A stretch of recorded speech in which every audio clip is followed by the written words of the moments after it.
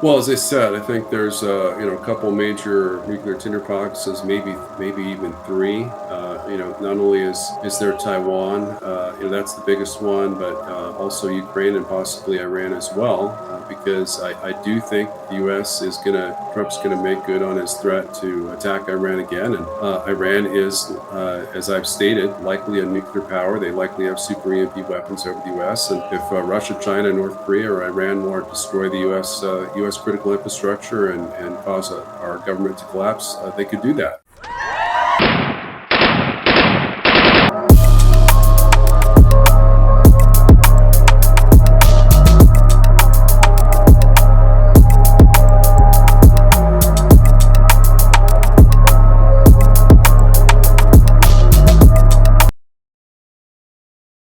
Prove to me that you are alive. Hit record. Boom, boom, boom. Hello, everyone. Welcome to the Prove to Me that You're Alive podcast. I don't know why my phone keeps going off. I apologize about that. I'm going to skip the flashy intros today because I want to introduce our dear guest and our dear friend.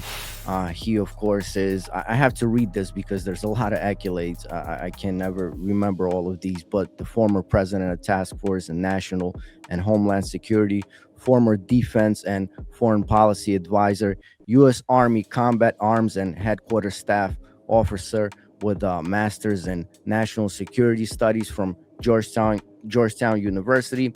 And I've always said this, and I stand behind this, that ever since 2022, at least, this has been one of the most important voices on the Ukraine and Russia conflict, and of course, everything geopolitically going on in the last crazy 3 years. So, of course, I'm talking about the one, the only, the always looking cool and fresh, Mr. David Pyne. How are you, sir?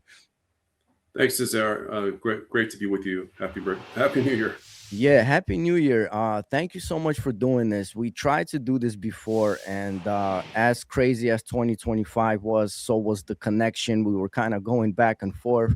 I'm so glad to see you here. You have become a dear friend to the show, to the podcast. You always fill us in on the most important stuff that's going on politically, geopolitically, with the beautiful nation of ours. So I'm so glad to have you back. I kind of wanted to bring you in to do a roundup for 2025, but still, since I failed on that part, I wanted to do a roundup of 2025 and then welcoming us into the 2026 and possibly see, what are the good things that we're looking in, or maybe scary things or bad things or whatever. Hopefully, they're going to be more good stuff than bad stuff. So first, I wanted to ask you this question because again, you are a dear friend now to me and to the show. How was your 2025 as far as how successful were you in seeing the way our country is going, the way the world is going, as far as geopolitics are concerned? And what I'm really asking is because you have always been such a loud voice. You write articles, you send letters out to the White House, to the president, staff of president. So how was 2025? Successful for you in getting your answers and getting the way you want to see the world. How was that for you in 2025? Thank you. Great question. Well, I sent a copy of my peace plan to a U.S. senator who sent it to a member of Trump's national security cabinet, a senior member. I'm not sure if he ever saw the peace plan, but certainly there were elements of my peace plan that were incorporated into his April 2025 peace plan and successive peace plans that he sent to the Kremlin. In terms of what kind of year it's been, I provided this roadmap, several itinerations of it, of how President Trump could make good on his pledge to achieve peace in the Russo-Ukrainian war that's been going on nearly 4 years now. But unfortunately, he's not really followed through. He's not really proven serious about ending the war. We hear all the time, Russia's not serious about ending the war with the peace agreement because they continue the war. They continue missile and drone attacks, often in response to Ukrainian missile and drone attacks on Russian territory. But that's exactly what Trump has been doing. That's exactly what Zelensky's been doing. Zelensky has proven he doesn't want peace because he keeps bombing Russia. He keeps, killing off or arresting his political opponents. He refuses any attempts to compromise, with a couple exceptions in terms of a ceasefire along present lines, and that hasn't been acceptable to Russia since at least pre-June 2024. But President Trump has been a real disappointment on in terms of keeping his pledge to end the war in Ukraine, which he said he would do in a single day, 53 times during his campaign. He hasn't accomplished much. We're farther away from peace today than we were when he came to office, I'm sad to say. In terms of China, there's been 3 different large-scale naval exercises, joint air and naval blockade exercises. The most recent one wrapped, I think it was a couple days ago. Actually, it was just 2 days ago. It wrapped up. It was conducted Monday and Tuesday, but as of Wednesday or even yesterday, there were still 25 Chinese warships encircling, our non-official ally Taiwan. So that remains a potential powder keg that could erupt this year. Certainly, President Trump did do some good things, mainly domestically. He probably his greatest accomplishment in terms of foreign policy was a partial ceasefire in Gaza. That was a murderous war that Israel was waging against the Palestinians in response to the Hamas terrorist attacks that we all condemned in October 2023. But it's interesting to me in terms of the Russian-Ukraine war. There's been, Russia's been inflicting 6 times more casualties roughly against Ukraine than they've received. But the vast majority of those, I think 98%, are military casualties versus less than 2% civilian casualties. In the case of Israel, it's 83% of the casualties inflicted by Israel in terms of deaths have been civilian deaths. Only 17% have been Hamas. So it's been pretty much a 1-to-1 casualty ratio in terms of Hamas to IDF soldiers, which is really unheard of. IDF soldiers have a reputation for having higher morale, being better war fighters, and yet they performed an impossible task, essentially, and have suffered high casualties as a result. President Trump, of course, is currently warmongering against Iran and Venezuela. Venezuela was some more better cause, but Iran, you may have heard, if they kill some protesters, we're going to be there and bomb Iran all over again. So probably his greatest foreign policy defeat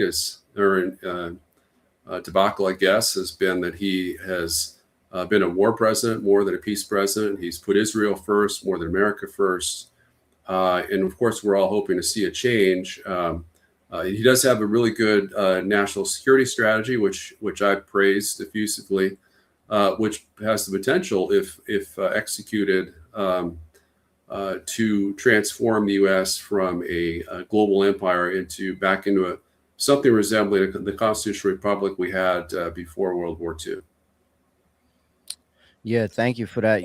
I told you this before, but this is one of the things that I really appreciate about you, that when it was time to praise and stand behind our president, you did so. And then when it was time to really criticize him and tell him where he's wrong, you also unapologetically did that. So that's I really appreciate that about you. You're always honest and upfront.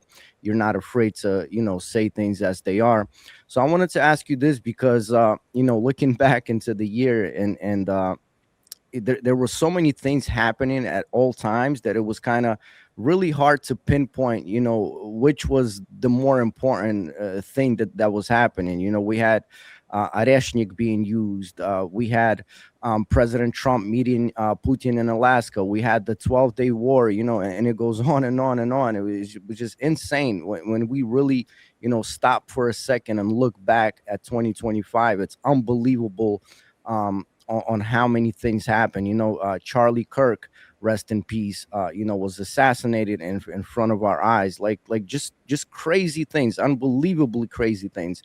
I'm pretty sure that a lot of people would love to, end up back in 2019 before the world went totally crazy. So this is what I wanted to ask you. Out of all the things that happened in 2025, and obviously you pay close attention to all of them, and you discuss them, you're active in a lot of the things that are happening, as far as being the voice. So out of all the super crazy things that happened, what do you think was the most positive event geopolitically 2025, and what was the most negative event in 2025? Thank you. Well, I think again, I think the Gaza war, partial ceasefire, which Israel continues to violate, not with the major invasion or bombing campaign, but with various strikes against Gazans, killing of Gazan civilians that dare try to return home after the ceasefire. I think that was a major accomplishment. It's certainly not the game-changing accomplishment that Trump has claimed it is. In terms of when he got that agreed to, and he pressured Netanyahu to do it against his will. So I give him full credit for that. That was a great sign that he was, trying to put America first for a change in that relationship, which, he keeps screwing up again with meeting with Netanyahu and kind of doing his bidding in other areas as with regards to Iran. But I think that was a great accomplishment. He often brags about ending 8 wars. Most of those wars or peace deals were done during his first term, or at least I think half of them were.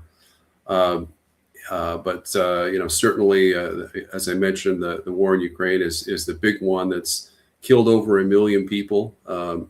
Almost all of those, well, all but 150,000 Russian soldiers in that total are Ukrainian. So we've seen about at least 885,000 Ukrainian soldiers killed and about 15,000 Ukrainian civilians. So that's just a gargantuan amount of people. Over 900,000 dead Ukrainians, 150,000 dead Russians. But in terms of other accomplishments that he's done, I think his tariffs have been very useful in getting agreements that benefit the United States in terms of trade and protection, bringing our defense industrial base back home. I was recently informed that the TMSC plant has been, the Taiwan semiconductor manufacturing company has set up, it has begun full production of advanced semiconductors in Phoenix, Arizona. So that's an accomplishment. We want to, kind of take away any incentive for the U.S. to go to war with China over Taiwan. Taiwan is certainly, it's a non-treaty ally, but it's also indefensible. And I think the new national security strategy and the top secret overmatch brief, the details of which have been released, have demonstrated that the Trump administration clearly understands that that's an unwinnable war. Pete Hegseth, Secretary of War, understands that. J.D. Vance understands that. Undersecretary Elbridge Colby also understands that. But I think probably the second biggest thing that Trump accomplished, even though he didn't end the war in Ukraine, he has resumed a peaceful dialogue with Russia. For 3 years almost, the Biden administration threw a diplomatic tantrum and refused to talk to Russia, even though talking to Russia could have saved, again, 1 million Ukrainian lives, 900,000, I guess, and counting. So Biden administration clearly had no regard for Ukrainian lives They treat Ukrainian lives with contempt, and Russian lives, of course, as well. In their failed attempt to weaken Russia, in fact, Biden's war in Ukraine has greatly strengthened Russia militarily and also economically, catapulting Russia from the sixth largest economy in the world to the fourth largest economy in the world. And kind of the foreign policy vision that I've been advocating since I worked for Vivek Ramaswamy as his defense and foreign policy advisor about 2.5 years ago, is that what would benefit the U.S. is to leave NATO and get rid of our NATO partners, which are anti-American in terms of their foreign policy, trying to sabotage Trump's peace agenda with Russia, and establish some kind of new triple entente with Russia and India, which would greatly strengthen the United States and enable us to better counter Chinese influence abroad. Yeah, thank you for that. I really appreciate that you brought up the casualties in Ukraine. As you were speaking, I kind of, remembered something that just happened on New Year's Eve. My wife and I, obviously, thank God we're in America, we're celebrating, but she got in touch with her friend in Kiev, and there's the people there are sitting with no electricity for 16 hours a day usually, and the electricity comes at these odd hours, like at 3 o'clock in the morning, and people have developed this schedule to wake up at 3 o'clock in the morning when the electricity is on. They do their their laundry or whatever they need to be need done. And obviously Ukrainian winters are pretty cold. I can attest to that. Second really important thing that you mentioned is the fact that Russia only got stronger. And obviously, again, I'm in communication with the people in Russia, and the people in Russia are seeing this as sort of a spiritual war. Even the philosopher Dugin said that they have to win this war at all costs because, obviously this is the existential threat to the survival of the nation of Russia. And again, I just want to say how important it is that they view this as a spiritual war with the West, spiritual, maybe not with the whole West, but they do use terms like globalist. In Russia, the people are educated enough to know, that they're a globalist, and then they're the West, the population, and the politics. They differentiate these things. So I really appreciate you saying that.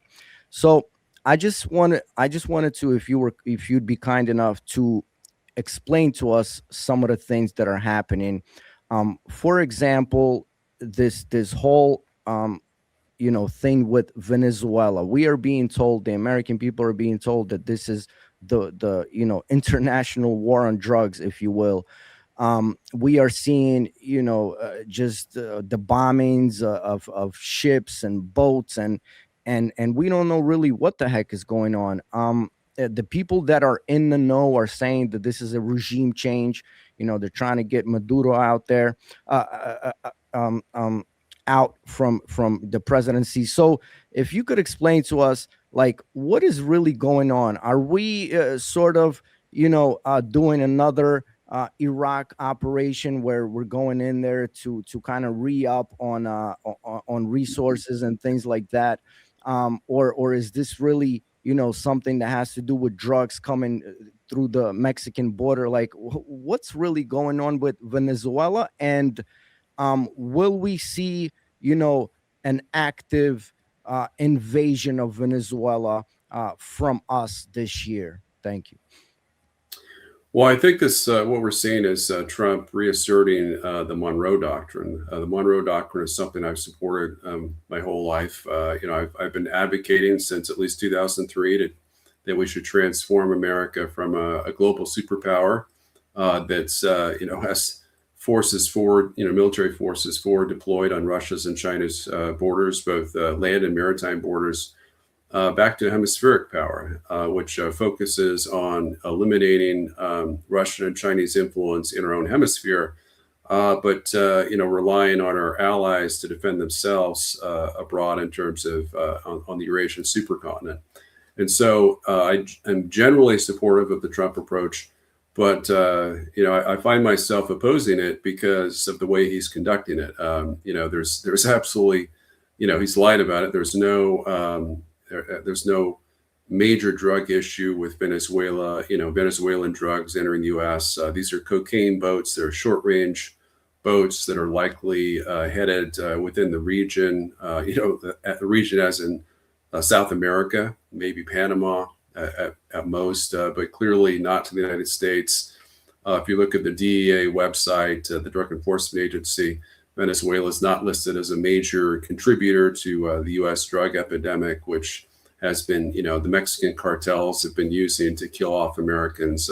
China really providing the components of fentanyl, the precursor chemicals for fentanyl to kill off 75,000 Americans, young Americans every year. So the pretext, it's so reminiscent. When I was on the U.S. Army headquarters staff during the run-up to the war in Iraq, and I wrote a dozen articles against Bush's plan to invade Iraq before I was summarily dismissed from my position over doing so. The whole thing, Trump was lying about weapons of mass destruction in Iraq, and at the time I stated that I thought that Trump, rather Saddam Hussein, had destroyed 90% of his chemical weapons arsenal. Of course, he destroyed 100%. We later found out, but in this instance, there's no evidence. Trump has claimed, and Hegseth as well have claimed that these Venezuelan drugs constitute an existential threat to the United States. Again, despite the fact that these boats that are being sunk, aren't anywhere in range of the U.S. coast, perhaps southern Mexico at best. So the whole pretext for the war is completely bogus. We've seen the U.S. lying about its wars since Pearl Harbor, of course, since World War II, and we could do a whole episode on that. But typically when the U.S. goes to war, it's on the false pretenses. Certainly when we're attacked, there's some exception to that, as when we were attacked directly during the September 11th, 2011 or 2001 terrorist attacks on the Twin Towers and the Pentagon, where I was working just 2 miles away at the time. I think that, I've been dismayed by that. I've been dismayed by the fact that President Trump has not built a case to gain the support of the American people, let alone Congress, which has the sole and exclusive prerogative to declare war. We saw both President George H.W. Bush and President George W. Bush go to Congress to seek congressional authorization they claimed they didn't need, but at least they went through the motions and got that authorization. In the case of Trump, he's made no attempt to explain what he's trying to do in Venezuela. And in answer to your question, Marco Rubio, Secretary of State, and I guess forever, supposedly interim national security advisor, but essentially, permanent national security advisor, since he's, it's been longer than 6 months that Trump claimed that he would be interim in that role. That this is really his and Trump's baby. They've been wanting to get rid of, the communist regime in Venezuela of Nicolas Maduro since at least 2017. And you can go back in time and read articles 8.5 years ago where Trump was saying that he was doing one of his main foreign policy objectives was to overthrow his regime. Currently, I'm aware that there are diplomatic efforts to do so. There's been some negotiations reported in the mainstream media that Maduro has offered to step down and allow his defense secretary to take power. So the regime would continue, but he would not be the head.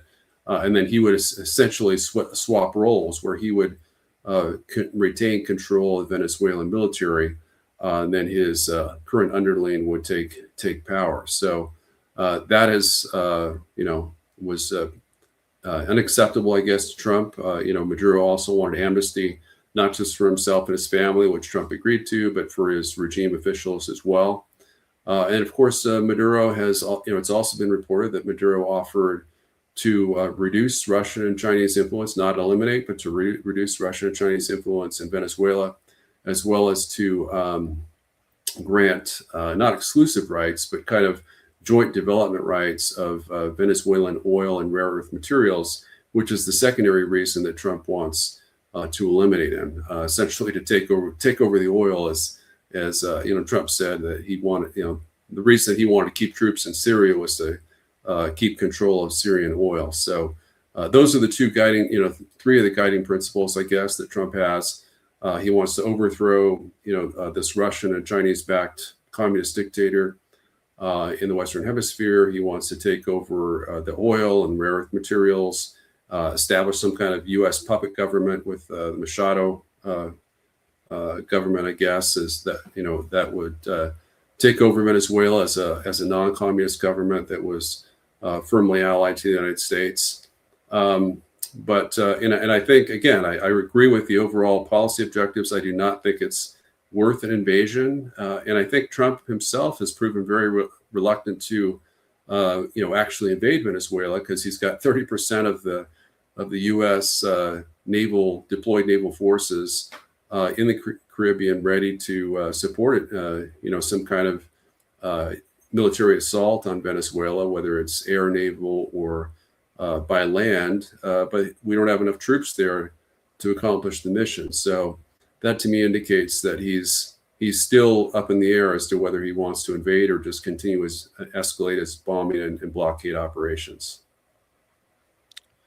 I appreciate that. When you were speaking, I was kind of reminded myself of the interview with Putin and Tucker Carlson. And when Putin tells Tucker Carlson that, look, it doesn't matter what president is in office in America, because there are these donors and sponsors that always have, the majority of pull on, the political elites in the country. And I always kind of look back at history, and I think, us as a nation, I think we keep creating these destabilized economies all over the world, from Afghanistan to Iraq. I mean, Afghanistan was always messed up, but, looking at Iraq, Saddam Hussein, as much as we can hate him or talk bad about him, he kept the peace in the country with the Sunnis and the Shiites for over 30 years. We went in there, left the country in a total mess. Yugoslavia, Serbia is still, recovering. Now we have Ukraine. We don't know when Ukraine is going to recover.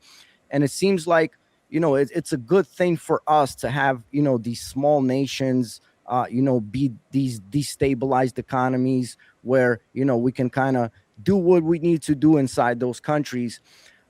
So I now wanted to ask you about Israel. It leads me into Israel because it seems like Israel is a very small nation. It's the size of New Jersey.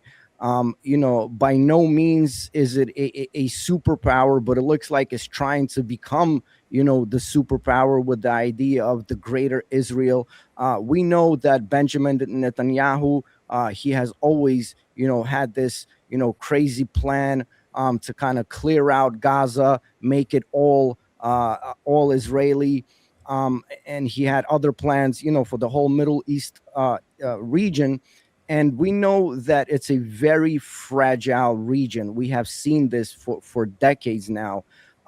So with President Trump saying that he solved this war, like you mentioned before, there have been, a ceasefire violations from the Israeli side. So looking into 2026, what do you see happening with Israel, Gaza, and that whole region, the insanity of that region? Thank you. Well, I think President Trump is sincere about wanting Israel to knock off, the attacks on Gaza. Certainly, we actually have, I think, a U.S. I think it's a 3-star general in place along with the U.S. military base that's being built to permanently, house thousands of U.S. soldiers, to be near Gaza, and if and when Trump decides to take it over militarily. But essentially, I think he's mostly aligned against Israel, continuing to attack and mass murder Gazan civilians. We know that he, on the other hand, he still wants to take over Gaza for himself. He's appointed himself as the chairman of a peace council, or board of peace, I guess he calls it, in which he would permanently oversee Gaza, likely after he leaves the White House, under some kind of interim government. Not really a government; it would essentially be his government, and then under him would be quote unquote Palestinian technocrats that would be administering Gaza under his direction. So I think that's a sincere thing. I'm a little bit dubious as to how that plan will go, but we know that Israeli Prime Minister Netanyahu does have a greater Israel plan. He does still have the desire to ethnically cleanse 2.3 million Gazans out of Gaza. He's made that very clear since at least 2009.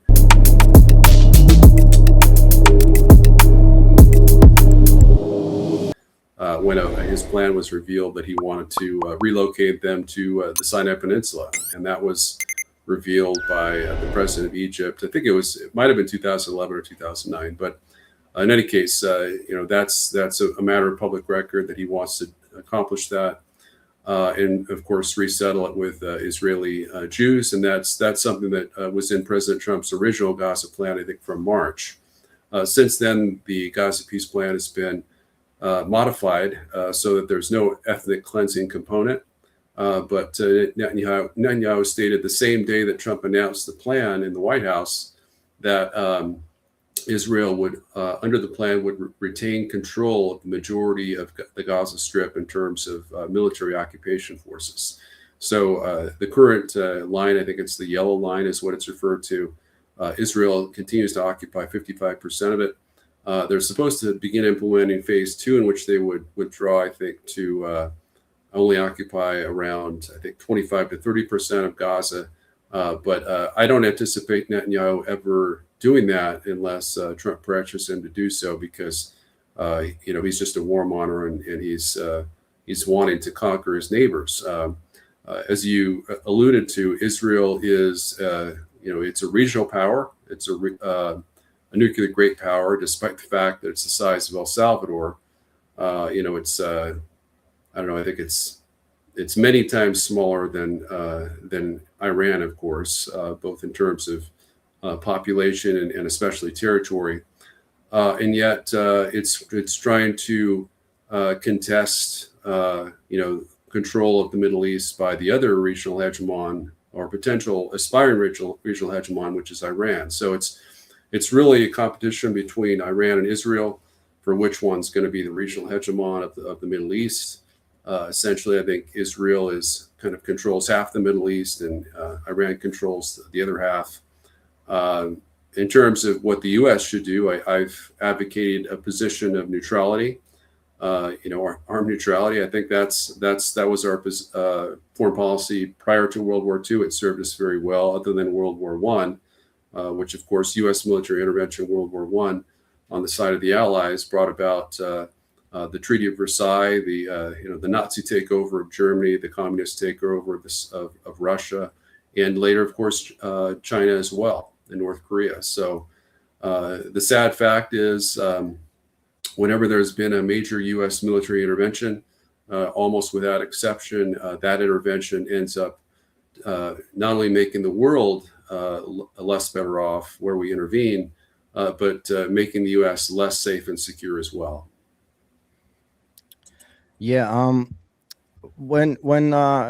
And thank you for that. Whenever we think about everything that happened in 2025, again, I'll say this again, so many things have happened that it's hard to keep track.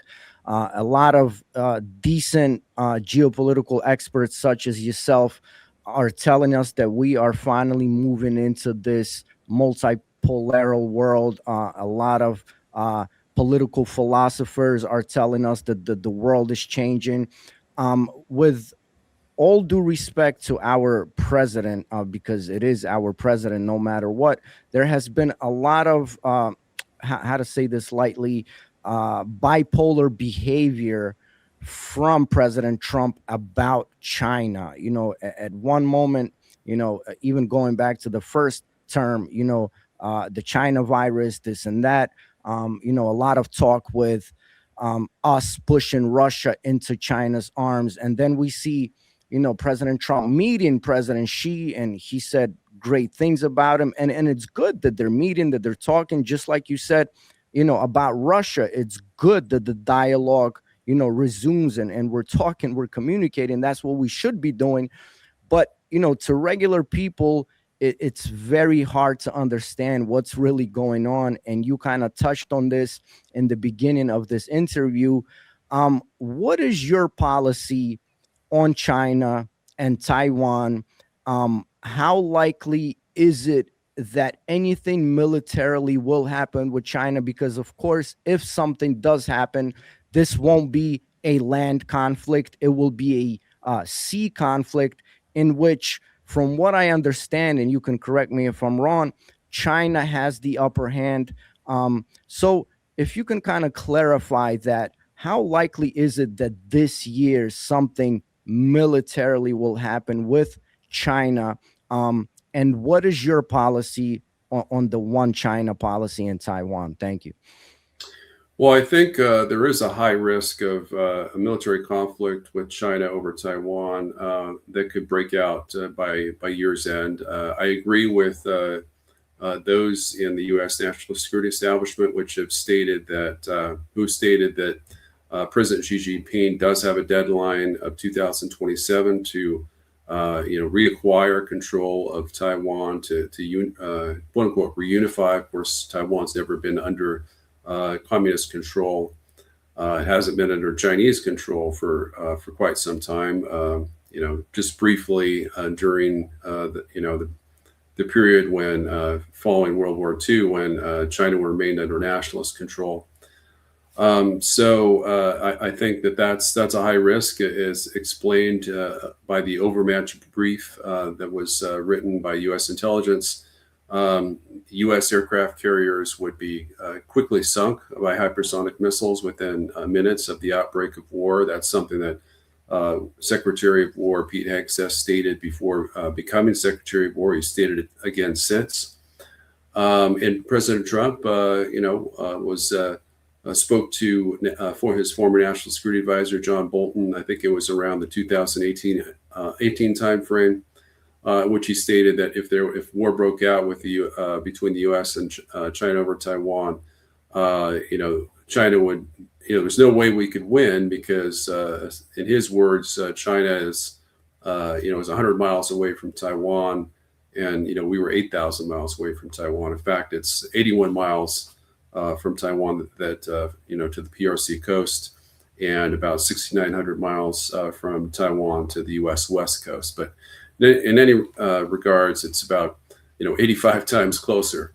And China also has a much bigger navy. Their navy is entirely focused and positioned in that region, the Western Pacific, where there's only about 15% of U.S. deployed naval and air power, and a much smaller fraction of our ground forces. So just the geography of that region essentially ensures a rapid, swift Chinese victory, which I would anticipate, in the event of an amphibious invasion, they could likely knock Taiwan out of the war within 2 weeks or 15 days to take Taipei, which is the Taiwanese capital. So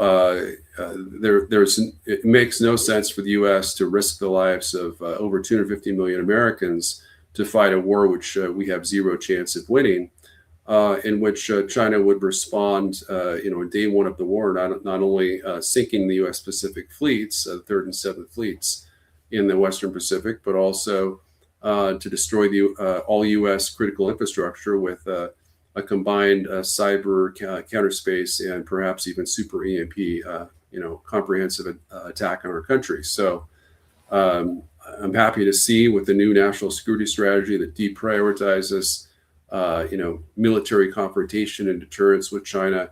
It talks about the need for strategic stability with Russia rather than fighting Biden's war, as Trump has been seemingly happily doing since he came to office, unfortunately.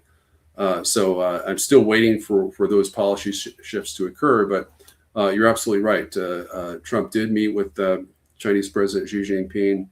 I think it was October 31st in South Korea. They had a good meeting. It was positive. President Xi Jinping walked away from that meeting looking pretty happy. So Trump clearly made some concessions to China that were not reported. His main kind of red line was, in order to meet with Trump, he wanted Trump to commit, I guess, privately or publicly, that he would clamp down on Taiwan's independence proclamations and delay, basically suspend arms sales. Now, Congress recently passed an $11 billion arms sales deal to Taiwan, which I think China views violates that understanding. And so that's the reason for China's, Just Mission 2025 military exercise, in which they did surround Taiwan. And for the first time ever, during the 6 times they've done this, they deployed ships and aircraft within Taiwan's territorial waters. Yeah, I'm afraid that that a lot of us are underestimating China, that we're still thinking of China as this a country where they just know how to successfully copy things that the West creates. I think they moved into a new phase where, into a technological advancement. I think there are technologies in China that we don't even know about yet. Obviously, that's happening all around the world. We've seen this with Russia. So I want to move to Ukraine, because, in my opinion, it's the hottest conflict in the world right now. It's the biggest war since World War II in Europe, an active war. Obviously, I was born and raised in Ukraine, so to me, it's personal. You can call this next question a silly question, but a lot of people wrote me, especially from Russia and Ukraine, asking me to ask Mr. Pyne this. So I need to ask you this. You can laugh it off if you want. Why doesn't Russia take out Zelensky? A lot of people are writing me and telling me, look, if they take him out, this thing is over. So, again, you can call this silly. Why wouldn't Russia just take out Zelensky, if you could entertain that? Well, I think the West and Ukraine in particular are very fortunate to have, Russian President Vladimir Putin in the White House, or rather in the Kremlin, in Moscow, because he's the one holding that back. He's issued clear directives that Ukraine's top political and military leadership are not to be targeted. He's not launched any missile attacks on the government quarter, let alone the presidential palace in Kyiv, which he easily could. If he wanted Zelensky dead, believe me, Zelensky would be dead already. So, we see these attacks by, Ukraine on, Russia's nuclear arsenal, nuclear infrastructure, Putin's residence even. Of course, you've heard of the 91 drones that looks like were confirmed, launched by Ukraine against Russia. We weren't sure initially, but President Trump essentially confirmed that in a statement and conversation with President Putin. I think it was earlier this week or last week. It's unclear. I see clear reasons why President Putin would not want to target Zelensky. It would essentially increase the risk to himself for some kind of retaliatory strike on his own person and his own top leadership. Although, Ukraine has been killing off junior generals. The report in the media is senior generals, but knowing Russia's military command ranks as I do, These are lower ranking generals that have been assassinated, 1 and 2 star generals, essentially, in the Western parlance. But still, high ranking leaders up to and including, I think, army commanders, corps commanders, deputy military district commanders, essentially, group of military forces commanders. So these are higher ranking military officials, but still lower ranking generals. And we haven't seen a massive retaliation by Russia against the Ukrainian military leadership. That could be because the U.S. has better intelligence than Russia, or it's more likely, I think, that Putin just doesn't want to encourage that. That said, probably my biggest question is why doesn't Russia end the war? Because it would be very easy for Russia to defeat Ukraine. It currently got, by my estimation, about 690,000 troops in Ukraine versus about 185,000 Ukrainian active duty soldiers. That's about a 3.7 to 1 advantage. All they would have to do is simply to invade Kyiv from Kyiv Oblast from Belarus, surround Kyiv on two sides, as they did in the early weeks of the war. And we saw that was going to, be a big victory for Russia, because Zelensky was going to be forced to sign the Istanbul Agreement. And yet, President Putin, I think, in a uncharacteristically naive action, decided to withdraw all Russian forces from northern Ukraine in anticipation of that agreement being signed, but essentially as an act of peace, an act of goodwill to show that Russia was committed to peace. It was committed to pulling all of its troops out of pre-war Ukrainian territory, providing that Zelensky honored that agreement, partially disarmed the Ukrainian military, and committed to permanent neutrality outside of NATO for Ukraine. And sadly, that move has cost many Russian lives because he could have won the war conclusively at that time.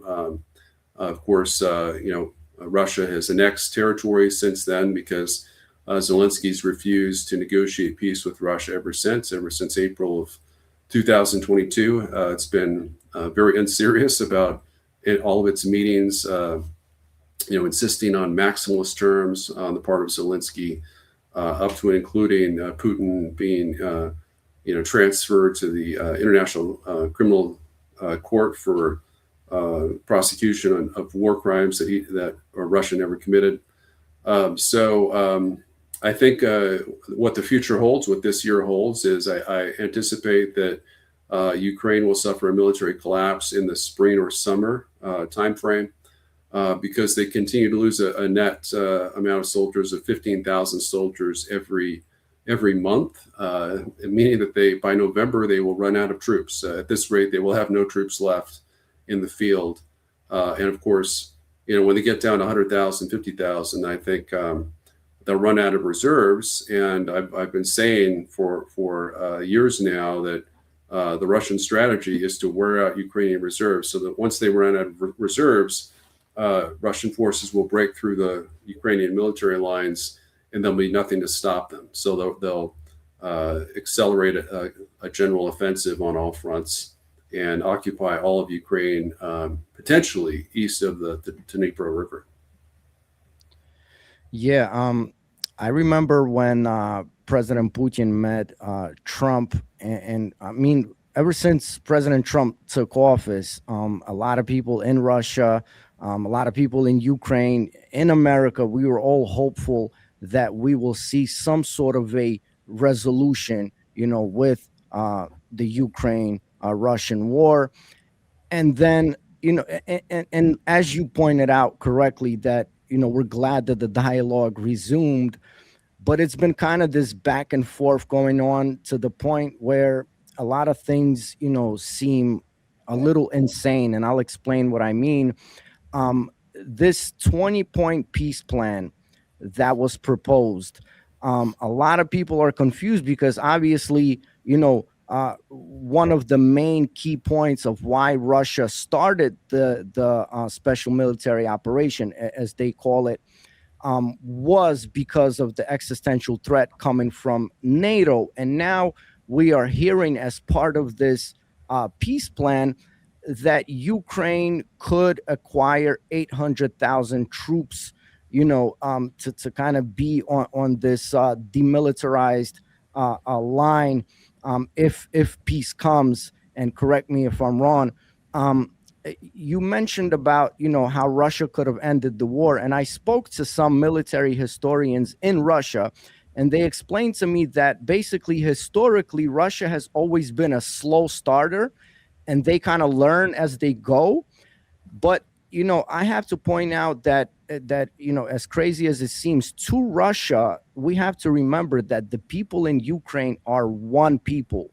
A lot of people in Russia and a lot of the political elites are seeing this as a civil war rather than a war between two nations, especially when you're talking about eastern and southern Ukraine. So, I don't want to be all over the place, and I kind of want to bring this together because it seems like, again, a lot of bipolar things are happening. As far as Zelensky goes and everything going on around him with corruption, I don't think we even understand how deep the corruption goes. This will probably be one of the biggest, financial frauds in the history of the geopolitical world, when we are really, uncovering all these things later in history. So to kind of clarify this and kind of, bring everything together, what do you think are some points in the possible 20 point peace plan that Russia and the US could agree to? Because essentially it is Russia and the US that has to agree. I don't think, I think if we need to, we can bring Zelensky to sign whatever we need him to be signed. So what do you think are some of the things that we could agree on? And what do you think will be some of the points that will be the hardest to resolve? And is this 20 peace plan substantial at all? Well, I think the 20-point peace plan is a joke. Trump started by issuing a 28-point peace plan, which I praised. I thought it was outstanding. It had maybe 3 or 4 points I think that Russia couldn't accept, but by and large, Putin himself stated that this is, was a really good basis for negotiations. As it was originally issued, I think it was in the late October timeframe, or maybe it was more recent than that. But it essentially had just a few points that Russia disagreed with, and one of the one you mentioned is probably the biggest. So it had a cap of 600,000 Ukrainian troops. As I mentioned, this during a time of war when Ukraine is about to be eliminated or essentially lose almost half of its territory, they only are able to field 185,000 troops active duty. So we could put a cap of 5 million Ukrainian soldiers in there, and it really wouldn't make any difference. It'd really just be a propaganda issue for Russia in Ukraine to fight about. But realistically, there's no possible way they could field more troops than what they have right now, short of drafting, Ukrainian young men ages 18 to 24, or perhaps women as well. So for whatever reason, Zelensky has refused to do that, even as his regime is on the verge of collapse later this year.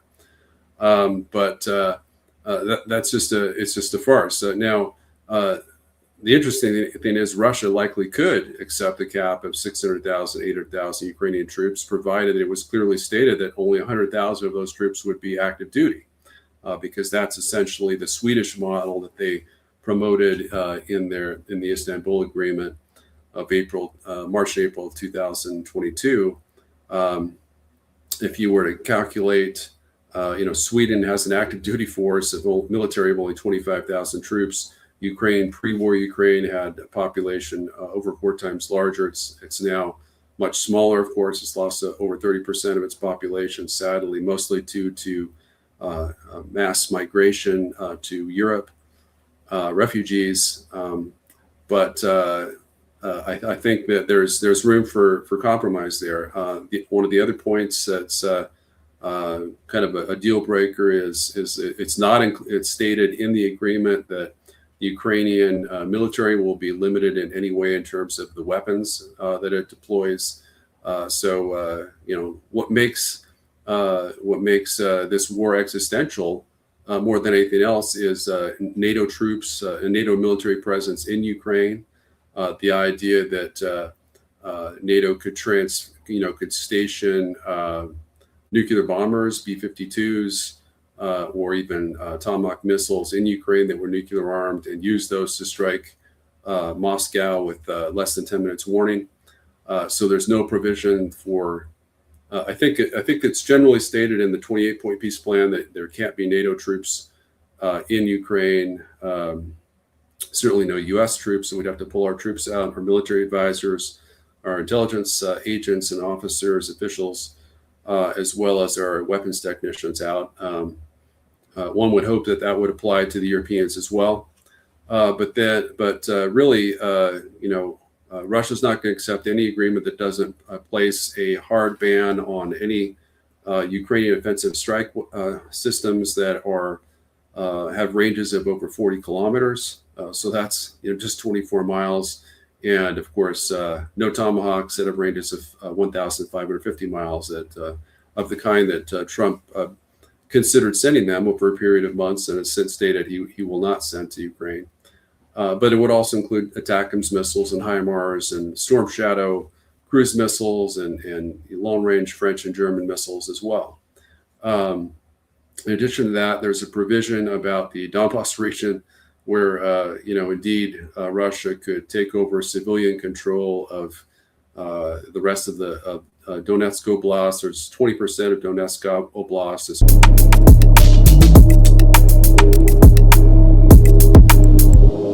currently controlled by the Ukrainians. About 11% of the Donbass is controlled by the Ukrainians. So that would be an additional 1% of Ukrainian territory that would be transferred to Russia, bringing their total from, I think, 19.1% today to 20.2% of Ukrainian territory. 1% of Ukrainian territory in exchange for peace and security is, I think, a small price to pay. But it is in an area that has been hotly contested. It's a fortified Donbass region. So I understand why Zelensky is loath to give that up. But the reality is, as I stated, that really doesn't provide much security for Ukraine currently, because all Russia would have to do is start a northern offensive, and the entire Ukrainian military would collapse and be forced to be withdrawn. So I don't understand why Russia hasn't done that. Putin hasn't ordered that yet, because it's a real easy solution to end the war within probably a month. But the 20-point peace plan is so much worse. Not only does it state with the 28-point peace plan, it talks about converting that to a demilitarized buffer zone. Russia said that it could accept the ban on Russian troops, but not on National Guard Rosguardia forces, not on militia forces from the Donetsk People's Republic, DPR, and just their militia forces. So that is now been converted to what Zelensky talks about as, I think, a free enterprise zone or some nonsense concept like that, where Russia would have to withdraw from an equal amount of territory. Under the current 20-point peace plan that Trump has got together, Russia would withdraw from probably 50% of the amount of territory that Ukraine does, and that would be, that's the status of that territory. Whether it's Russia or Ukrainian controlled would be kind of up in the air. Maybe it would be internationally controlled. So it's just a real non-starter, and of course it increases the cap from 600,000 to 800,000 Ukrainian troops. Again, if I were Putin, that would just be a propaganda point, because you just laugh at that, because there's no way Ukraine can field more than 200,000 troops long-term active duty, and that's very doubtful they could even do that. So there are a lot of problems with the agreement. I think, the 20-point peace plan is much more nebulous as to whether NATO troops would have to be withdrawn. So it's just a total non-starter. And the key is that Trump, as I stated before he returned to office, He just needs to negotiate and hammer out an agreement with Russia on the best terms possible for Ukraine. He could do that with 1 to 3 days essentially, and then present that to Ukraine for signature. And if they didn't agree to sign it, the U.S. could simply cut off all Starlink access, withdrawal, or our military advisors, our intelligence operatives, and weapons technicians, and any weapons we could return to the U.S. And then Ukraine would swiftly collapse, and peace would be on Russian terms. So essentially, Zelensky would be forced to sign whatever agreement that Trump hashed out. But unfortunately, he's been being told by Rubio and Ratcliffe and other neocon dead enders in his cabinet that he's got to get Zelensky's approval for whatever peace deal he negotiates with Russia. Yeah, Mr. Pyne, I can't thank you enough. We've been here for an hour. You, as always, are extremely insightful. I want to remind you how big of a service you do to us as the people, by explaining all of these things, and actually, thinking and remembering, to be a patriot and not forgetting about, the people, and that we also, need to know this stuff in order to make better decisions for our future. So I have two short questions, if I could, if you would please allow me. I had very short questions. I had on this show Ukrainian political prisoners, journalists that fled the country, and they had personal sanctions imposed on them, and by Zelensky, which is totally against the Ukrainian constitution. Of course, the Ukrainian constitution hasn't worked since 2014. Let's be real. But this is what they're saying, and this is kind of scary. They are saying that Europe wants war with Russia, that they are preparing for the war with Russia, that they want, as crazy as it seems, that they want to repeat the last century. That this will kind of, continue until, God forbid, 2045. And what I've been saying is, it looks like to me we're going to get some sort of a peace in Ukraine for probably a couple of years, and then, Europe and the collective West will try this again with Russia. So, putting together all of your military historic knowledge, which is so extensive, how likely is it that in the coming years we will see some sort of a war with the collective European Union, possibly the West, versus Russia?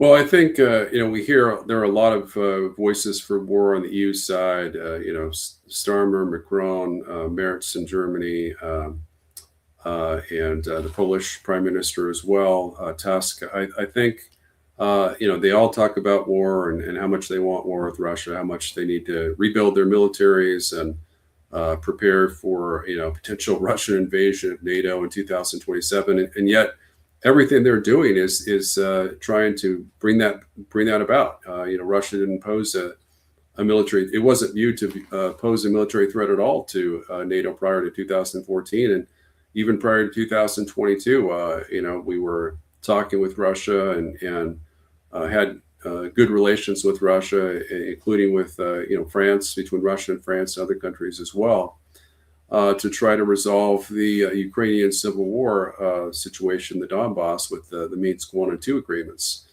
So, Russia was spending, I think, 3% of GDP on its military before the war. Now it's spending 7.2 or even 7.3%. Its military is now it's been increased in size to Cold War levels, Soviet era levels. It now has a larger military than the United States, despite the fact it only has 43% of our population. And it spends more on defense as a matter of purchase power parity than all 30 European NATO nations combined. So Russia is a massive military threat, conventionally and nuclear, to the U.S. and particularly to Europe.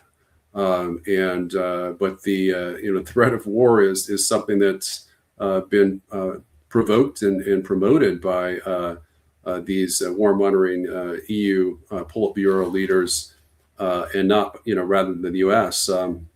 But I think it's all talk and no action. I think that they are scared to go to war with Russia without the U.S.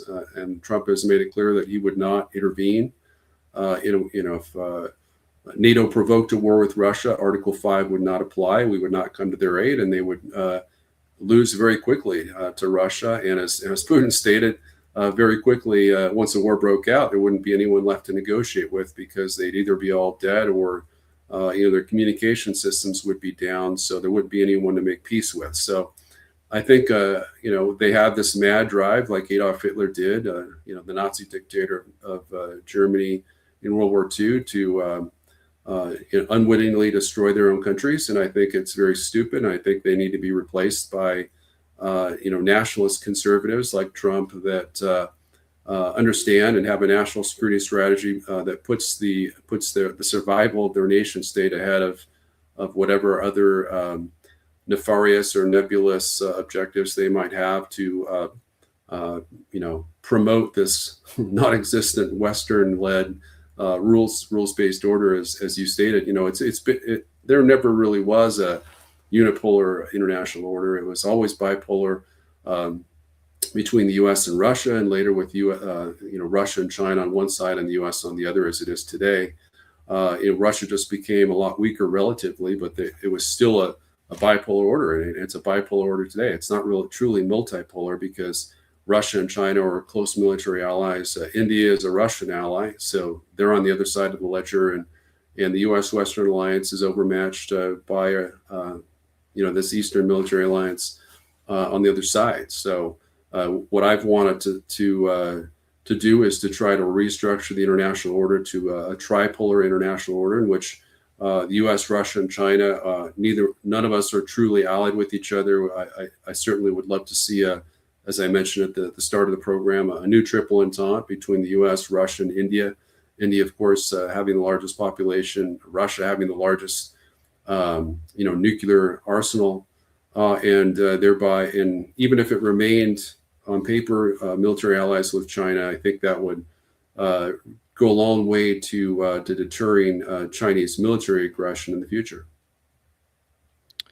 Yeah, I think there are a lot of we're going to see a lot of superpowers kind of come into life in the next years, and everyone kind of wants their space as the the voice in the world, if you will. I think the very good thing about Europe and the possibility of a war with Russia, to me, I said this before, is that the European population doesn't want to fight anymore.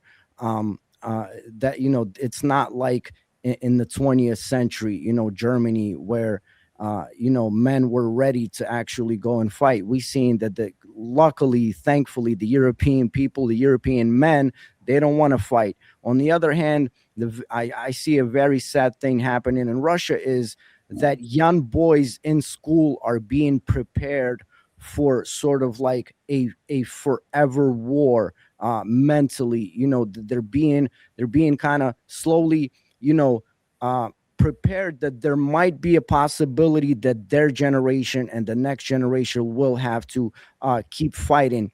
I think we underestimate how the military production in Russia is working, because I hear that they have factories that are working 24 hours a day, 7 days a week, nonstop, because as you said, they grew tremendously. So a lot of really insane things are happening. A lot of people are scared, frightened. And I cannot again thank you enough. You are a great patriot. Thank you so much for always answering the call and coming to talk to the people. Obviously, I'm a big fan of yours. I always would like to see you in office. I don't know if that will ever happen, but I will let you take us out of here. And this is the question I would like to ask you on behalf of myself and the viewers. what does 2026 look like for us, for America, for Trump, and for the whole world's peace? Well, as I said, I think there's a couple major nuclear tinderboxes, maybe even three. Not only is there Taiwan, that's the biggest one, but also Ukraine and possibly Iran as well, because I do think the U.S. Trump's gonna make good on his threat to attack Iran again, and Iran is, as I've stated, likely a nuclear power. They likely have super EMP weapons over the U.S. and if Russia, China, North Korea, or Iran want to destroy the U.S. critical infrastructure and cause our government to collapse, they could do that. So what I've been stating is it's suicidal to want to wage war against any of those four countries. If we want to wage war against non-nuclear powers, I oppose it generally, but I guess we can do that. I think the risk of World War III is continuing to increase with Trump in office. I'm sad to say that, but he just hasn't demonstrated the strategic force. Well, he has. He actually has a brilliant plan on paper, the National Security Strategy. He has the brilliant, the strategic foresight, but he has very poor execution, and that's unfortunate because when he came to office, I was really bullish on how much good he could accomplish because he was saying all the right things. He had the peace plans in place. Certainly not to the detail that it needed to be with the Ukraine war peace plan.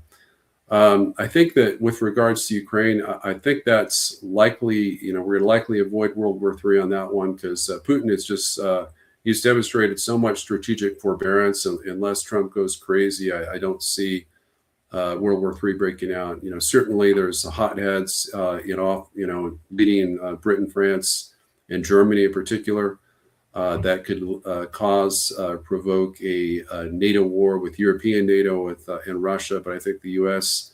Would likely stay out. Would just give arms and not send any troops. Essentially, treat NATO the way the U.S. has treated Ukraine, and not go any farther in terms of a direct war with Russia. So I think China and Taiwan in particular and Iran are the two greatest potential flashpoints where we could see World War III break out. With Taiwan being the biggest one, I think with regards to Iran, I wouldn't anticipate like long-term military strikes. I think Trump would be much more likely to have shorter-term strikes against Iran. That more than just 2 days, or I guess kind of a one-off as he did with in June with Iran, but not a long-term war. But of course, unless he gets Iran's concurrence, the war can continue because just as with the case with Russia and Ukraine, Russia's learned the hard way. You can win a war against another country, but unless they give up, formally surrender conditionally, then the war continues. And so Iran certainly could continue the war against us. They have the ability to sink U.S. carrier strike groups to target and destroy many of our bases. We have 50 bases, 50,000 troops in the region. So I think it's a bad idea. And again, Trump has issued really spurious justifications for going to war with Iran and Venezuela. I mean, killing off protesters. There's been 9 protesters killed off in Iran, and he's going to use that as a pretext for risking the destruction of the United States. I mean, that's just so foolish. It just defies belief. So I hope and pray he doesn't do that with Venezuela. Venezuela is a non-nuclear country. Reportedly, Russia and China are actually wanting us to invade Venezuela because they think it would turn into a modern-day Vietnam, where the U.S. military strength is sapped away. We lose thousands of troops, and we have to focus our military strength to win that war and kind of withdraw from everywhere else. They'd love to see that. So hopefully, Trump doesn't invade Venezuela. I would love to see Maduro leave power peacefully, but I don't think that's going to happen. Yeah, in the 20th century after World War II, I think the loudest thing that everyone was screaming is we should never repeat our mistakes from history. And then it seems like all of that went out the window. We're doing all of this insane stuff again. I really wish and pray that people at the office, our political elites, start listening to you, because I think, and I will say this loudly again, I think that you are one of the most cool headed and reasonable um, voices as far as geopolitics goes. We're looking forward to 2026. I wish you all of the best. Again, I am your huge fan. Thank you so much for, turning up every time I ask of you. You're a great man, a great patriot. God bless you and your family, and hopefully we can do this again. Thank you so much, Mr. Pyne. Thanks, Nazar. Always a pleasure. Wishing the best to you and your family as well. Thank you. Happy New Year, sir. Happy New Year to you. Later.